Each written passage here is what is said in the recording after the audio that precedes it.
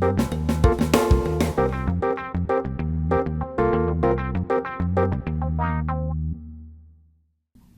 Satyendra. I'm audiologist and speech pathologist, now retired. I live in Washington, D.C. I was born in 1950 in a small town, Rewari, which is in Haryana these days. It used to be in Punjab. It's about 50 miles southwest of Delhi. And that's where I had my primary and high school education. I was born into a large family, loving family. I had 7 siblings, 5 sisters and 2 brothers. I was the youngest of all, and my father was a very well-known petition writer in the court. Everybody knew him in that town. My primary school education was done in a school called Shishu Shala. That was the first school in which they started teaching English from the first standard. So I stayed there for about 4 years, and then I moved on to a regular high school where there wasn't any English. So I kind of went backward. And then I did my higher secondary education from a government school in Rewari. During that time in my high school years, one big unfortunate thing happened is that my dad passed away suddenly. And that was kind of a big shock to me because I was very, very close to my dad.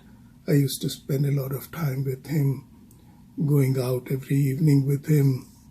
And he had some good friends. One of them, he used to play chess with a lot of evenings, and he owned a cinema theater. So my attraction was that whenever they played chess, they would send me into the theater to watch whatever was going on.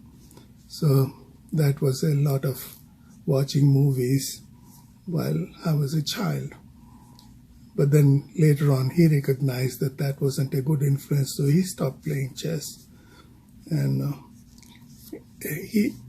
my parents wanted a real good education for all the kids because they themselves did not have very much of formal education.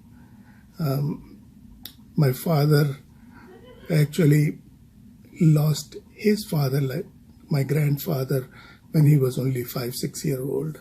So he had to work hard during his childhood, and he did not attend much of a school. He worked for a lawyer, and that lawyer was good, so he taught him some things. And then my father worked on his own and then learned whatever he needed to, took his exams, and then he got his certification for being a petition writer, and he did work very well. He was very, very hardworking person. I really haven't seen many people like that. But again, his hard work paid off, and we were middle class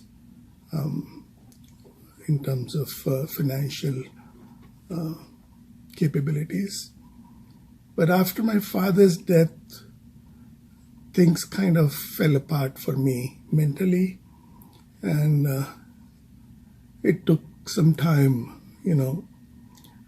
just to figure out what I wanted to do. Every family, like at that time, wanted their children to go to med school and become a doctor. Likewise, my family too wanted me to do that. And my eldest brother was a principal of a school in Chandigarh.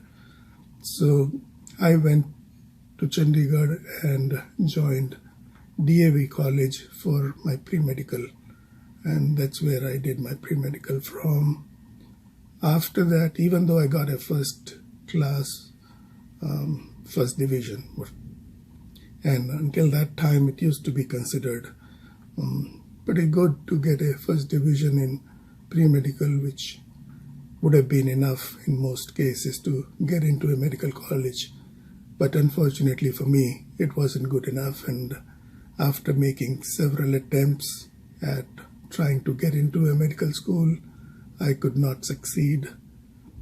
And I was just, making attempts after attempts because there were several things that came into play when you went into medical college, like, which state you are resident of, and then according to that you had a limited number of colleges available.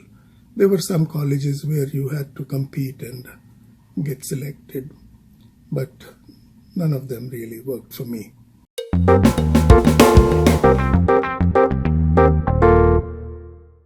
I would give the credit to my elder brother, Dr. Satyendra Kumar, who is a very well-known optometrist in Delhi. He happened to see an advertisement from the All India Institute of Speech and Hearing about the BSc Speech and Hearing course. And he pointed it to me. He said that, do you want to consider this instead of med school? And I had no idea what that was. And I asked him, I said, whether he had any idea what speech and hearing was. He said, it is a paramedical field, that's all it says, but whatever paramedical might be, you can, at least closest to the medical. If you can't get into med school, then maybe try this and see if you like it. So one big thing that I thought was, okay, I needed to do something else. I could do physiotherapy, I could do dental or some other place. So this one was in Mysore. So I knew that it was far away. That would take me away from family, make me independent. And I thought, that would be a good thing to try and see. So I applied and got accepted and decided to go to Mysore.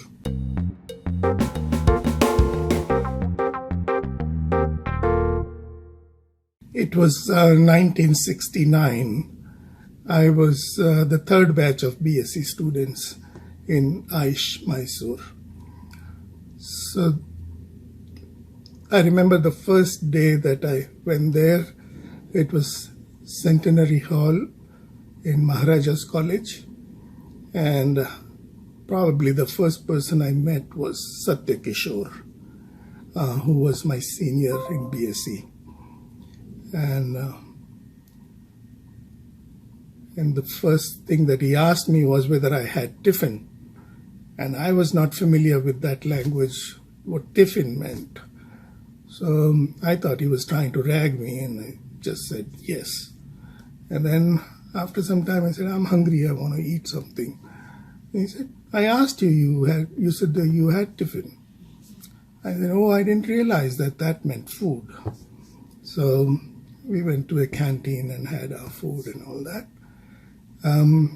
Anyway, that was besides the point. At that time, Dr. Dharamraj was the director, and the other teachers were Dr. Ratna, of course, and Mrs. Menon, Dr. Nikam, then Dr. Hegde. He was the psychologist at that time. And Mr. Murthy in electronics. For the first BSc, I don't know why so many subjects. We had medical subjects, anatomy, physiology, pathology. We had English, we had mathematics, we had psychology, and of course audiology and speech pathology introductions. So that was the first thing. I remember the first class that we had in audiology, and it was probably one of the senior students, Ona Nazareth, who took our class, and she was talking about hearing loss. And funnily, I did not get initially what hearing loss she was saying, whether she was referring to laws, L-A-W-S, or loss, L-O-S-S. So it took me a little while to get to that level. So you can understand how much of background I had about the field. But then the advantage of AYJNIHH was that from the beginning, you could see a lot of activity going on, the practical things, the therapy seniors were giving, so we were supposed to observe that and make our own conclusions. There weren't too many teachers, yes, but we had some very good ones, and that made all the difference. My classmates, some of them were Dr. Jairam, M. Jairam, Mallikarjuna, Satyendra Prasad, Sheila Kumar, Vijaya Bhatani, Jayanti Mala, Guru Prasad, Shahnawaz, Manoharan, V.U. Nandur, and Subhash. Like Subhash actually became my roommate from the first day. He was from Haryana, and he did not speak English very well, so he needed kind of some support with that, and we always hung out together.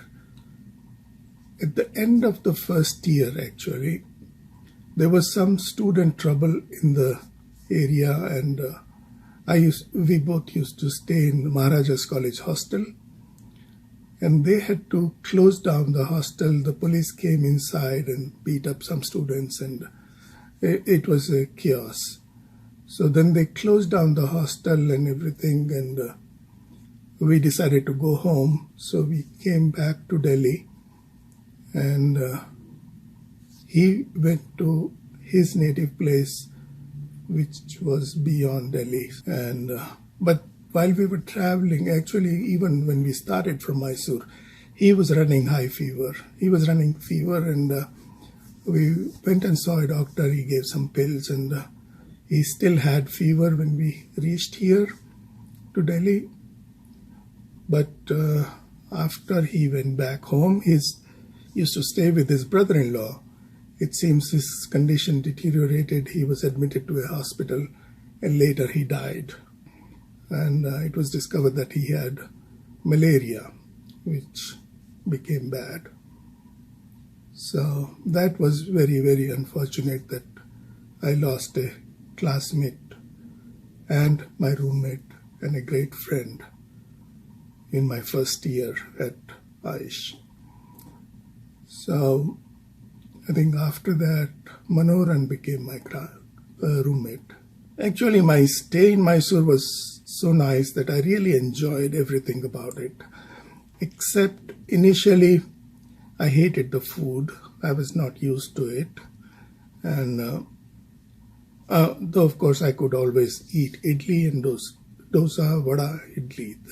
Those things I was familiar with, but not the regular rice and the sambar and rasam, because they were not spicy. They were just bland, and I just didn't care for them.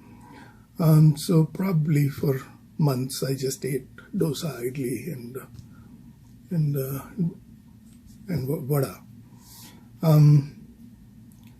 My biggest problem in terms of handling cases, in terms of even seeing others do therapy, was not knowing the language enough.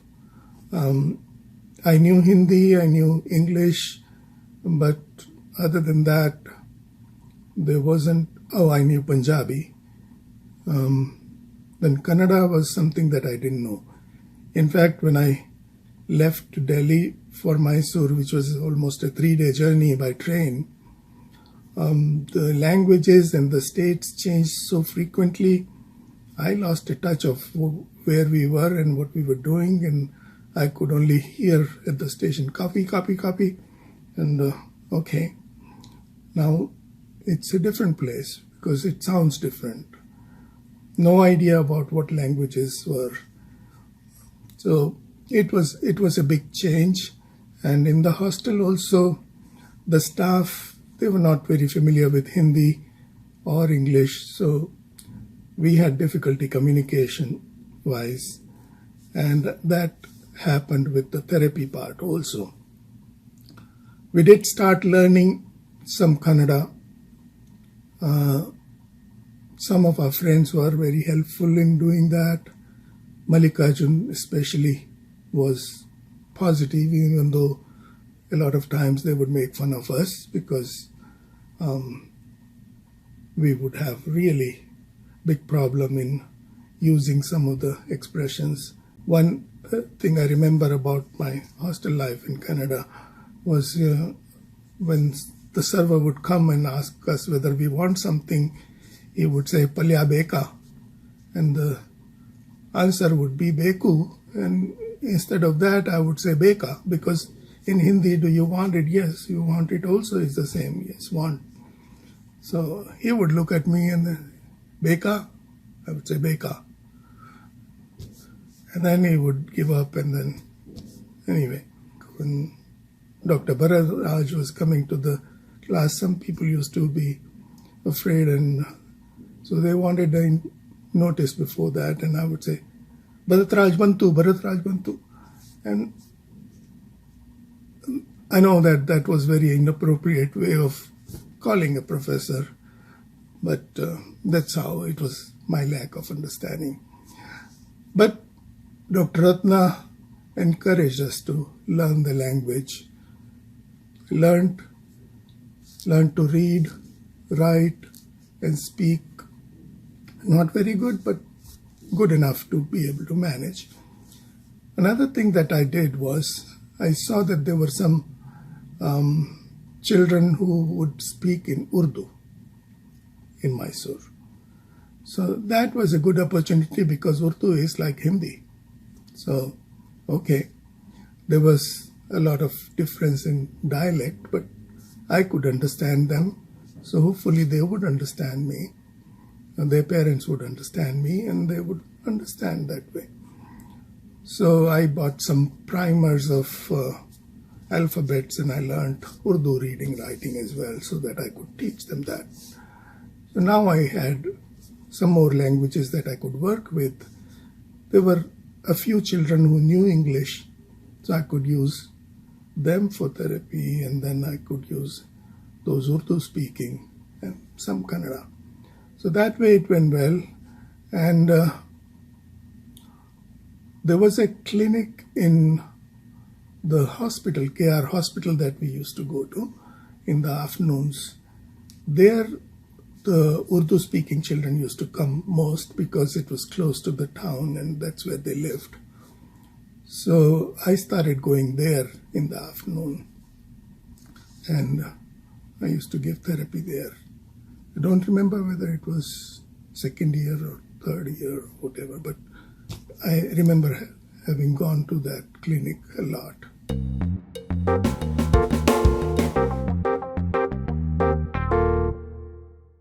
I never thought of stopping at bachelor's. One, because I wanted to do as much as possible at that time. There was no PhD available at that time, but master's was, and it was competitive. So we all knew that entering into the field, we were 15 of us when we joined BSc, then it would be only 5 of us who would go on to MSc.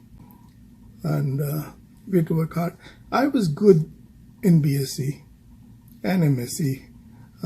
I enjoyed, I went out to the market almost every day.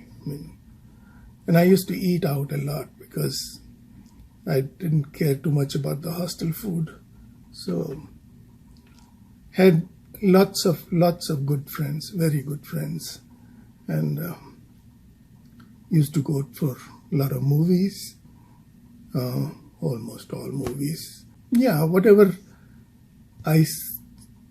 classes I attended, I used to pay attention to the classes very much. I would try to, do my homework in terms of revision, and at night I would study a little bit, but enjoy in the evening.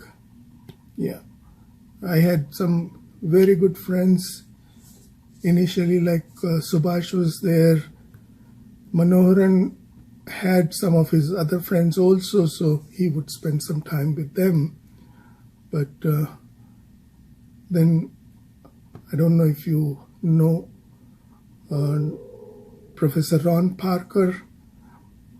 He was professor of audiology at Fresno State University. So he became my roommate afterwards, and we spent a lot of time together. He was another very, very studious person. We still are very good friends. In fact, every year we spend 2-3 vacations together. During my master's program, the first year, of course, was all theory. In the second year, we were supposed to do a dissertation. I started with the new instrument that we had received, which was a frequency transposition equipment to transpose frequencies into lower band frequencies. And my hypothesis was that, a lot of hearing impaired children have almost no hearing in high frequencies, and their low frequency hearing is still intact, even though whatever levels they hear at. So the hypothesis was, if we transpose the higher frequency sounds into the lower bandwidth and make them hear, they would be able to hear the full range of speech sounds, and that would help in their speech and language acquisition if it was done from the beginning. So it would be of course, long-term process in terms of checking that hypothesis, but then I thought that if I use this concept and try to teach a foreign language to a normal hearing person, foreign language which they had never heard before, just through this process, and if they can acquire that, that would be one way of saying that yes, it can be done. Started working with that instrument, and I got some recorded language learning programs, and I probably was within first couple of months that this instrument went out of order. Our electronics department looked at it and they said, we can't do anything. It has to be, it's imported equipment, so it has to be repaired outside, or we have to get parts from outside to repair it, and we can't promise you that it can be done for your thesis, for your dissertation. So I was stuck, whereas most of my classmates were almost halfway through their dissertation topic, and I was at 0 because of the instrument. So Dr. Ratnas, I talked with him, and he suggested that, I don't know about anything, but I have always thought that if we can do something that we are able to screen the hearing of people, large number of people in one go, that would be my dream. I don't know whether it can be done or not, but if it can be done, that would be such a tremendous thing. So then I said, how would we do that? He said, mass communication, radio, this, that. Then I said, we don't have any control over the listeners. When we try to present anything, they can turn the volume up, they can turn the volume down. Some places have good connection, some places may not have good connection. He said, yeah, that's the challenge. So then I started working on that project. And it took a lot of thinking, a lot of trial and error. I bought a transistor radio and started presenting sounds different ways and using SPL meter, trying to measure, how much variations can be and what can be done. So then I came up with a solution. I said that, what if we have a bunch of people sit in front of the radio and we do intra-group comparison of their responses to something that we present to them via the speaker. So then we don't have to measure the sound. Whatever the sound is, it is same for everybody. And if one person significantly performs poorer than the other people, then there must be something wrong with that. So that was the kind of hypothesis, and then we tested that with a lot of students in our institute through the setup that I'd created, a tape recorder to present the signals and this transistor radio, and they could do whatever they wanted to do with the volume, but once they did, they have to sit down in a particular position, semicircle position, and listen. That seemed to work well, and Dr. Ratna was very happy with that, and he said, now we got to test it out over radio. So I packed my bags, came to Delhi, All India radio station. And then I went there and I said, this is what we want to do. Met a couple of people, and then they said, what do you think, the All India radio is for your research? Get lost. We have enough work to do. It's not for your research. And,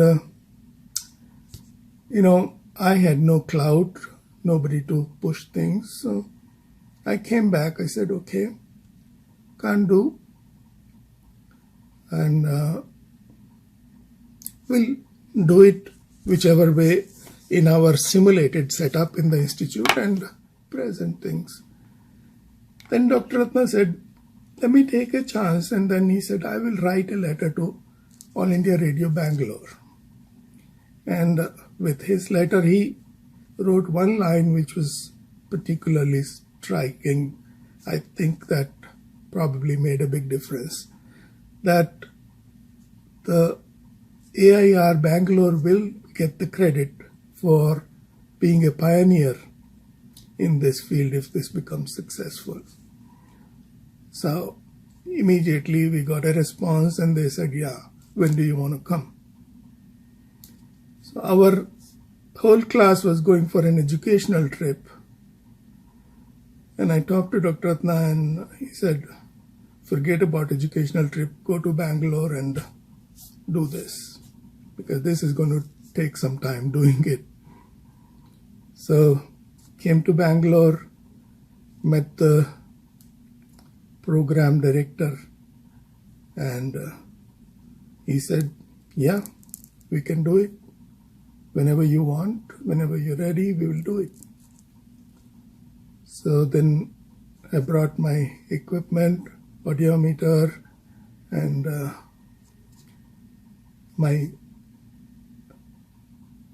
all the not tape recorder I didn't need, just the audiometer I brought. And I went there and he said that you have to write a script for me also. When I introduce, so I need to have a script. You write that script for me and you write one for you, whatever your instructions are, and then we do the recording. So I wrote that, and then we went into recording. We recorded the thing, and then they decided on a particular day when they would do the broadcast. So the test was broadcast on All India Radio Bangalore, and in that we had mentioned that you have to respond by writing letters to this address, and we gave our institute address. And the plan was that when we receive their responses, I would again respond to them and set up a day in which I would go and test each of them individually so that I can compare the results and validate the test. So we did that. I went back to Bangalore after receiving the responses and tested all the subjects who came for the follow-up, and that was there. So it was very, very exciting study, and it was so nice that many of the newspapers carried it. And in fact, Dr. Ratna received a letter from the Ministry of Social Welfare in Delhi asking for the details on the test and who did it and what was it. And then Dr. Ratna wrote to the gentleman who was Mr. Advani, Lal Advani, who was a special officer in the ministry, a blind person, but very, very knowledgeable and very expert and dedicated professional. So Dr. Ratna wrote to him that the student who has done this is still a student and he is going to be submitting this for his master's thesis. Once he is finished with everything, since he is a resident of Delhi, he'll come back there and I'll ask him to meet you. So that was a nice introduction, and that's how we went. Apart from that, my social life was very good in both bachelor's and master's. I was introduced to table tennis for the first time. I had never played table tennis. In AYJNIHH, we had one table, and that was all in terms of sports at the time. So everybody wanted to play, whether they had played before or not. And that was good because didn't have any complex about not knowing anything.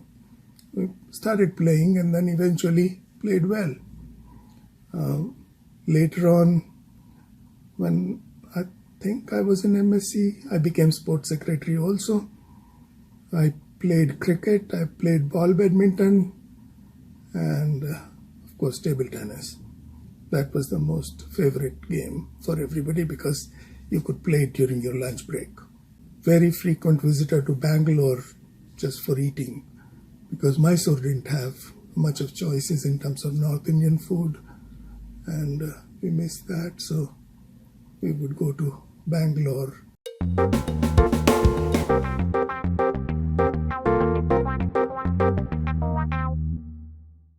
After masters, that was tough because all we had heard until then was job situation is really, really bad anywhere. Most people were struggling to get a job, and I knew that I was going to be in Delhi, so I definitely wanted something from the beginning.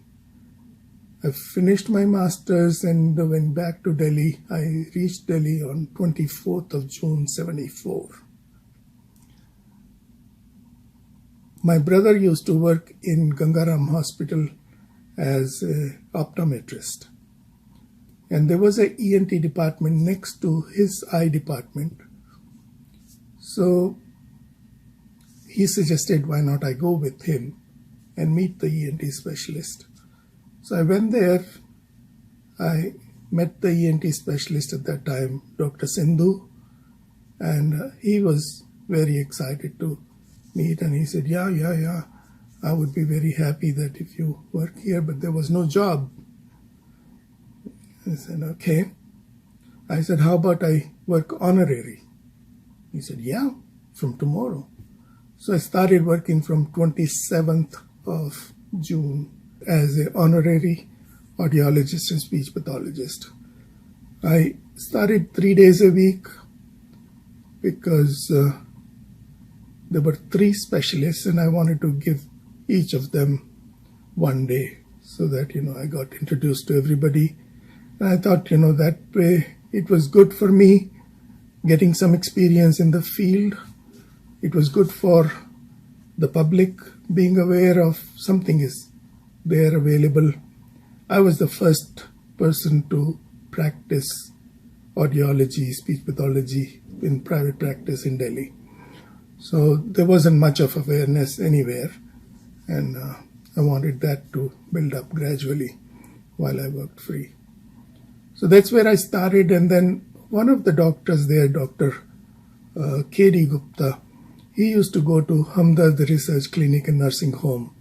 So he asked me whether I would be interested in going there once or twice, probably once only. So I said, yeah, why not? So I went there and started working there also. So that was a good start. So I started getting 2 honorariums there, which was pretty good. And there was a local hearing aid dealer, Punjab Optical House. There, my brother's friend was the owner of that.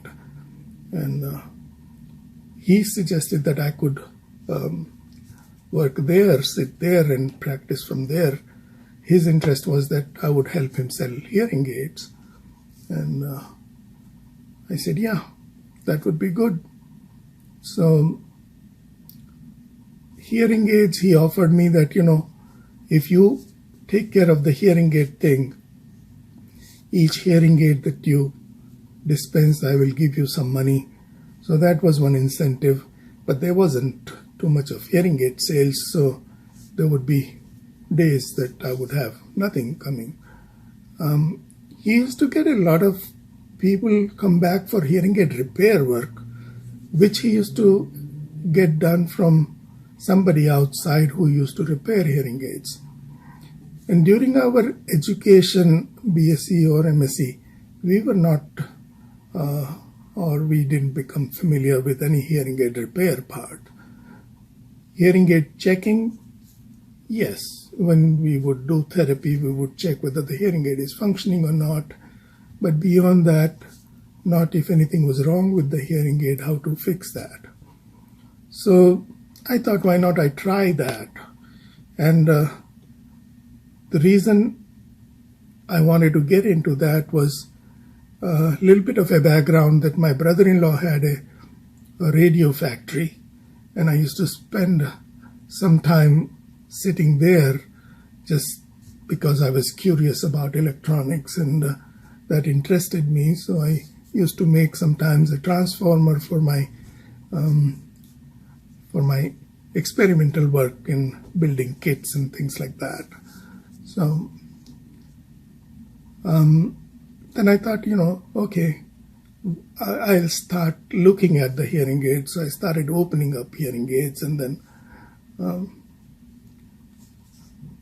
I went logically the way they used to check radios for repair.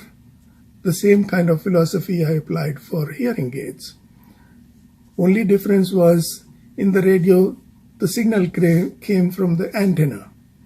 And in this, the signal came from microphone. Then there was an amplifier and a speaker. So the basic thing was same. And it was pretty easy to figure out in hearing aid. It was much, much easier than radio. Radio had too many other complicated things, the coils and other stuff. So once opening the hearing aid became okay, I started repairing. And then I told this gentleman, I said that, instead of sending the hearing aids out, now I can fix it. So then I started making 50% of the revenue that came from hearing aid repair, and that was a good earning. So that really got me into electronics in the field of speech and hearing big time. And I really enjoyed. I kind of opened up all kinds of hearing aids, even those which I had never seen before, like spectacle hearing aids and all that. And I enjoyed working with them. It was really challenging but rewarding, because some of them were, beyond repair as far as the patients were concerned. Nobody would touch them because they were all imported and there weren't many parts available. So I would open, and sometimes it was just a broken wire and you just attach another wire. And so things were, looking up. I also did some home visits for the patients. So I became really, really busy from morning till evening every day, going to the hospitals, then afternoon at this clinic, this optical shop with the hearing aids, and then after that sometimes a home visit was not. Then after a year or so, I really wanted to do PhD also. And it so happened that I decided to start PhD program with offering 2 seats. And one of the seats then they offered to me. I was very seriously considering to go there, but then I decided against going because of the 2 things that my mom used to live with me, and I thought that if she goes with me, maybe she would have a hard time because I would be busy whole day and she would have a problem communicating because of the language barrier, and I didn't want that problem to carry on. And I said, no, I probably shouldn't think about that. So I gave up the idea and I refused to go.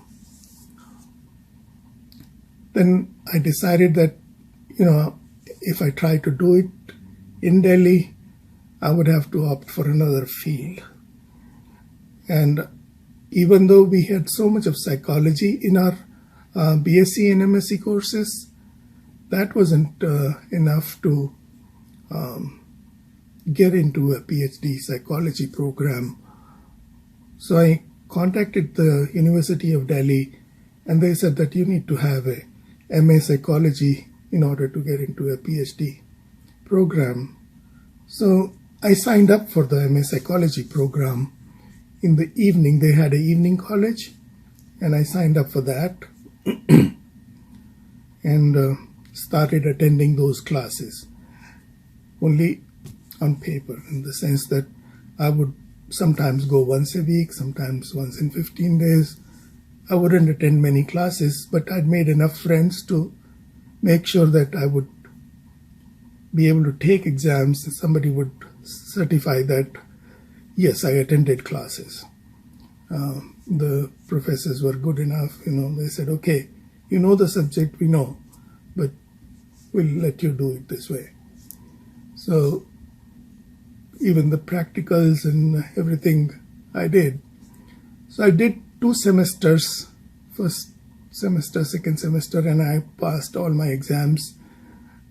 Perhaps I was the only one who passed all the exams in 2 semesters in the university at that time in my class. So that was that, and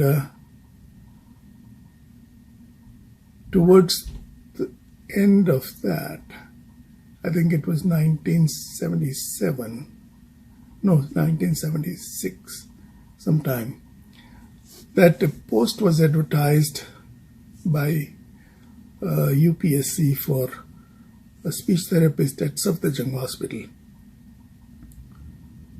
So I applied for that post, and I got an interview call.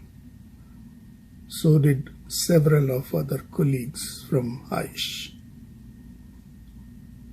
I wasn't the senior most of them, but the only hitch was the day of the interview was my first exam for the 3rd semester in psychology. So I had to decide, and then I said,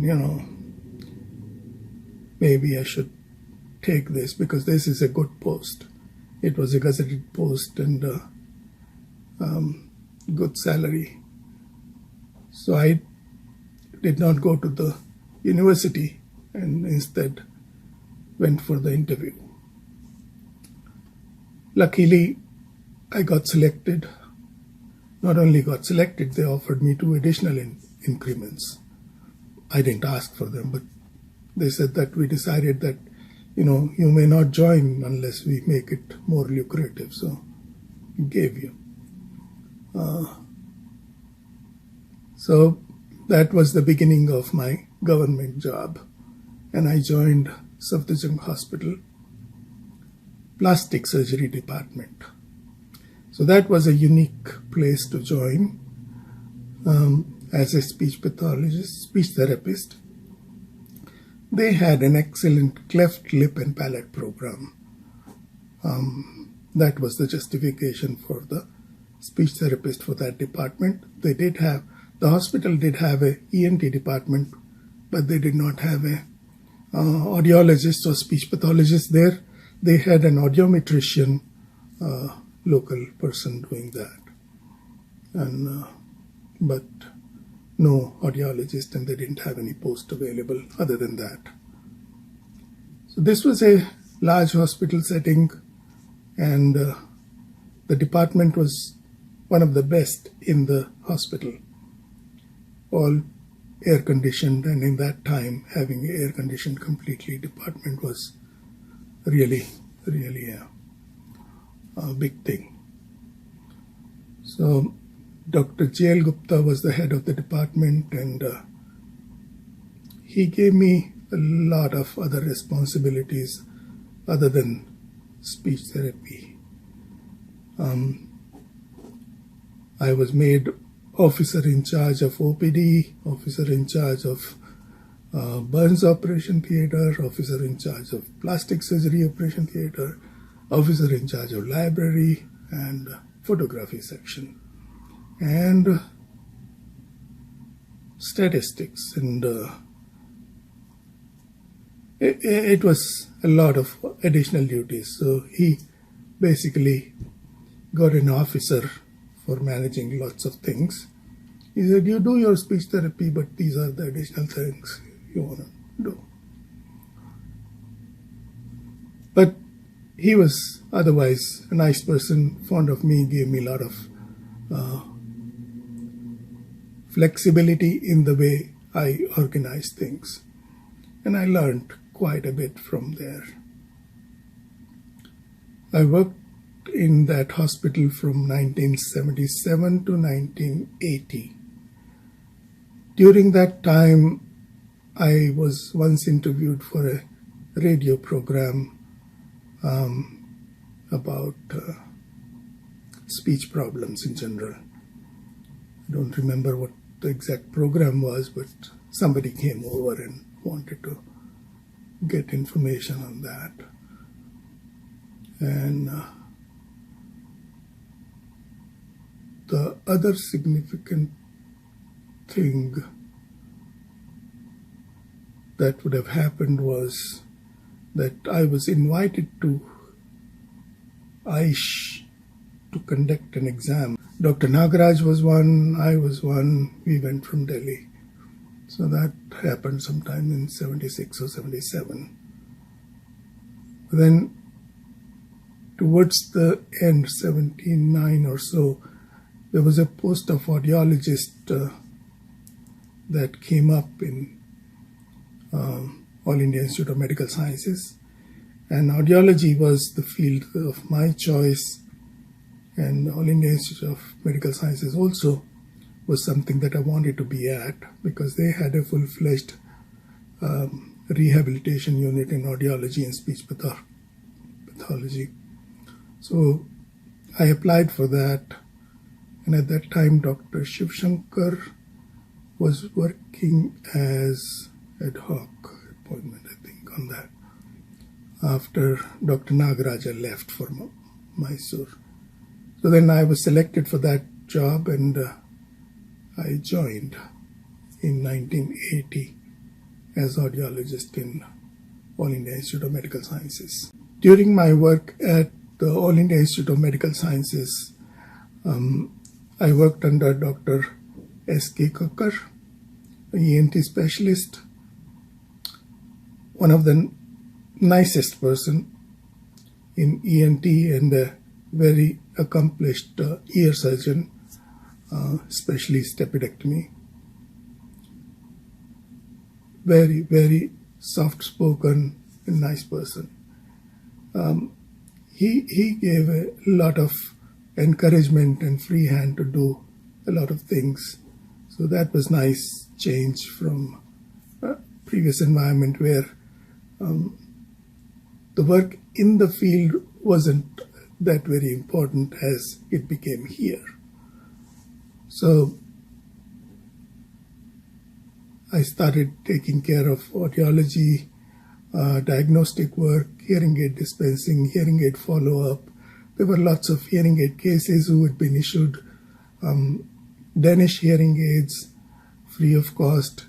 So started calling them for follow-up and checking their hearing aids, whether they were working or not, and trying to fix them. And then we became an agency to provide free hearing aids to the patients. So we would do that at the same time. I had other colleagues who were hearing therapists, speech therapists, speech pathologists, and we were a good team, good friendly team. During my stay there, Professor Terence Sherry came to All India Institute of Medical Sciences as a Fulbright fellow in exchange program, I guess. She stayed with us for about 3 months, which was very nice because we got some experience of having a person who worked in America, and we could benefit from whatever she had to bring. She really is a big expert in speech and language, especially developmental speech and language. She's a great friend of mine even now. We stay in touch. We are very, very close.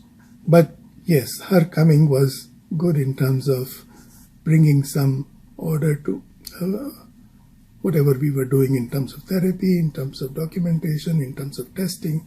So she did provide some ideas about that. While I was at All India Institute of Medical Sciences, Dr. Kakkar encouraged to start a BSc Speech and Hearing.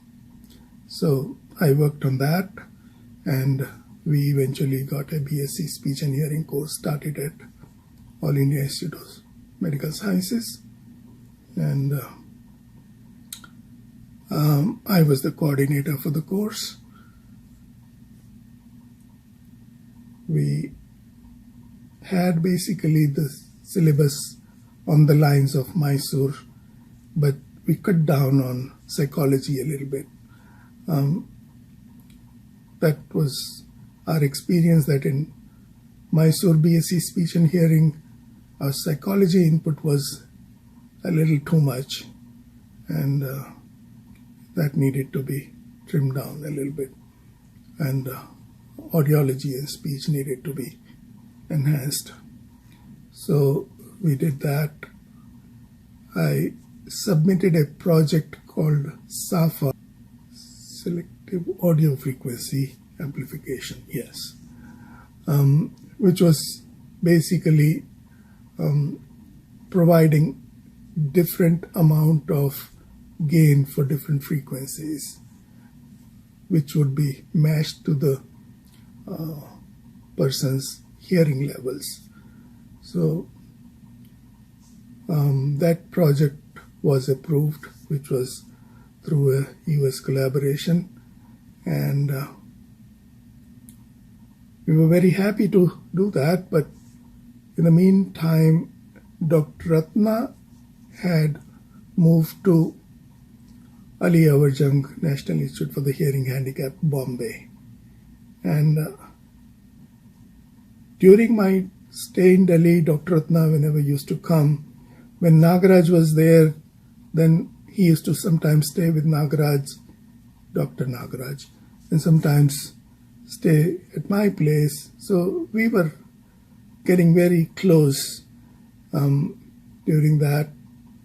And even when he moved to Bombay, his visits to Delhi had increased quite a bit, and that means our meetings had also increased a lot. And he mentioned that whether if I would be available to work at the regional center, Delhi.